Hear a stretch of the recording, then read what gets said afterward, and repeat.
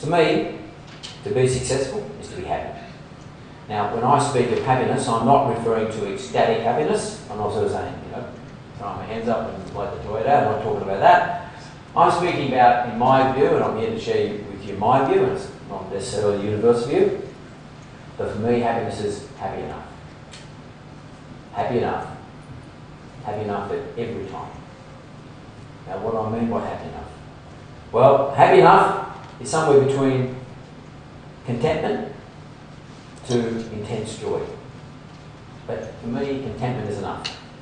Happy enough is what I shoot for. That's what I aim for. And it's more than just an emotion. I'm not talking about the emotion of happiness. For me, it's happy enough is, am I living a good life? Am I flourishing with what I have to work with at any particular point? What have I got? What are my limitations? What are my advantages?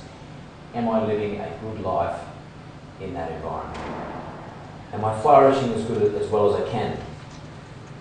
Some, like the great sages like Aristotle and Plato and Socrates, to them happiness, and I'm going to talk about this a bit in a moment, is the virtuous activity of the soul in accordance with reason. And that's very, very important. Virtuous activity. There is lots of paradigms about how you define happiness.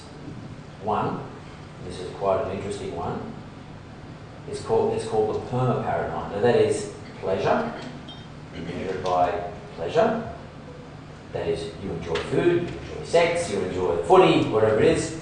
It's the ability to enjoy something and actually going about that. Pleasure. Engagement.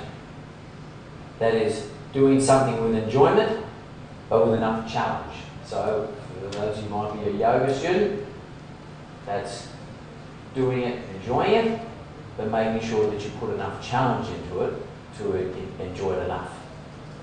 Engaging in that activity. Now that's a difficult one to balance, and it changes. For me, it changes all the time, whether it's doing yoga or whether it's working in my engagement, my job.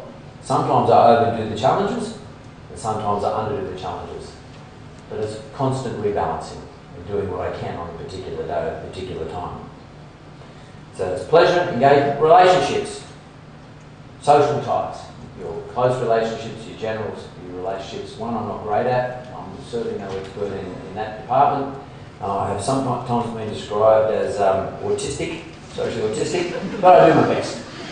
It's one I can work on.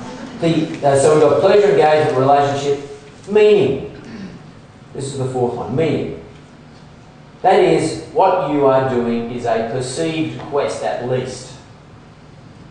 So for me, to be good tonight, it is to me important, therefore a perceived quest from my point of view, hopefully from yours, that I'm trying to talk to you about something that is a little bit more intellectually removed from probably what you expected me to talk about.